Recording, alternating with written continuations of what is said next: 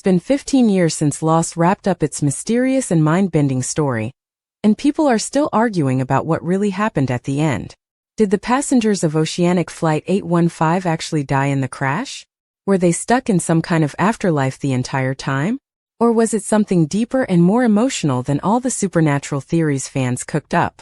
Let's dive into the confusing, frustrating, and strangely touching ending of Lost, explained as clearly as possible in everyday language, and why it still has fans scratching their heads to this day. When Lost first aired in 2004, it quickly became one of the most talked about shows on TV. It started as a survival story about a bunch of strangers who survive a plane crash and end up stuck on a mysterious island. But the show quickly shifted gears into something much weirder. It introduced things like smoke monsters, time travel, a group called the Dharma Initiative, immortal beings, and ancient wells that control magical power. It was unlike anything else on television at the time, and fans couldn't get enough. The series finale, which aired on May 23, 2010, was called The End. But instead of answering every question, it left many fans feeling more confused than ever. The biggest question? Whether the characters had been dead the whole time. Some people were sure they were. Others argued that they had been alive and just moved on in the end. The debate got even louder because the final few minutes of the show took place in a church and felt very afterlife-y. So what really happened? To understand the finale, you have to remember that the last season was playing with two different timelines. In one, the characters were still on the island dealing with the usual chaos, battling evil forces, dealing with betrayals, and trying to protect or destroy the island. In the other, we saw what looked like an alternate reality where the plane never crashed and everyone lived their lives normally. The writers called this the Flash Sideways. This second timeline was strange because even though the plane landed safely, the characters kept bumping into each other like fate was pulling them together.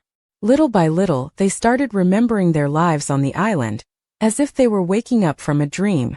Fans were confused. Was this an alternate universe? Was it time travel again?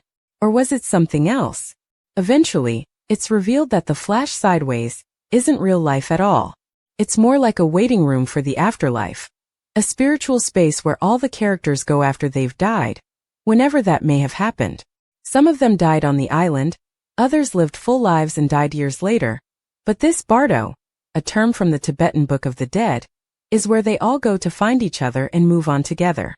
That's why in the final moments Jack, the show's main character, dies on the island after saving it one last time.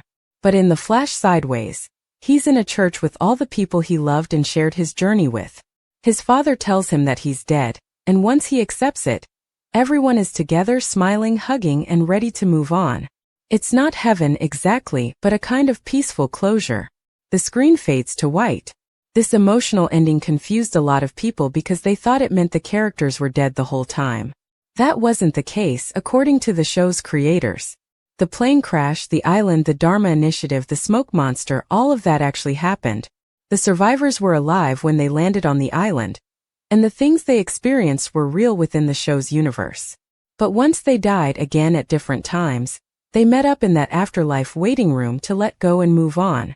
The confusion wasn't helped by the fact that the end credits showed the wreckage of the plane on the beach, untouched. There was no music or movement, just silent shots of the fuselage. Some viewers thought this was proof that everyone had died in the crash. But the show's creators later explained that these images were only meant to give the audience a quiet moment to reflect before the commercial break.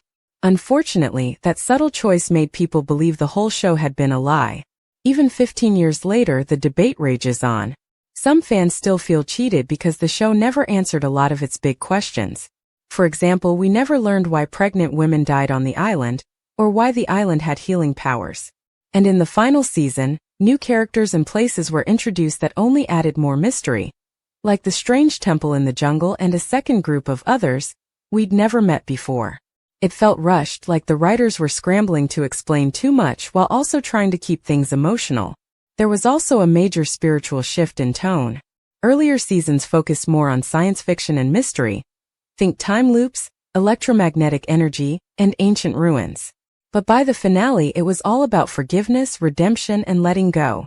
Some fans loved this emotional angle. Others felt it clashed with the rest of the show.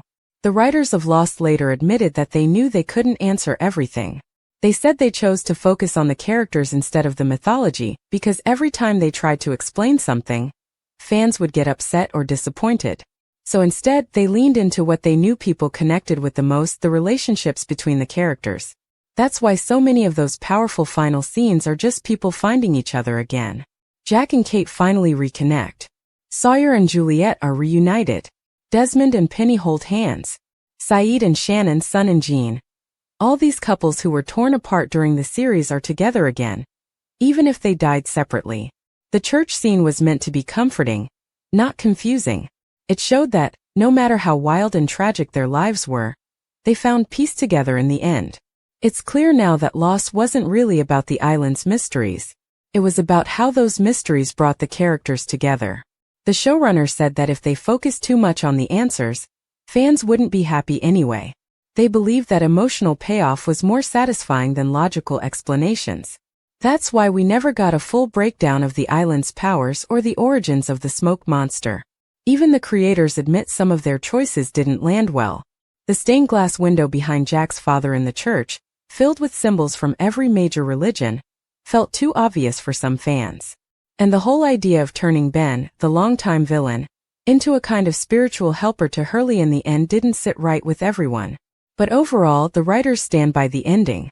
They say they told the story they wanted to tell, and that story was about people finding meaning in each other, not in the mysteries of the island.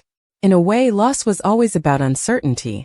Every time the characters thought they had figured something out, the island changed the rules. So maybe it makes sense that the ending didn't tie everything up neatly. Life doesn't do that either. The show asked a lot of big questions about destiny, faith, and the afterlife, and it left a lot of those questions open for the audience to think about. Maybe that's why people still care about it after all these years. 15 years later, Lost is still being debated, rewatched, and loved. Whether you think the finale was brilliant or a letdown, it clearly made a lasting impact. And even if you didn't get all the answers, maybe that's okay. Because in the end, it was never just about what the island was, it was about what those characters meant to each other and to us.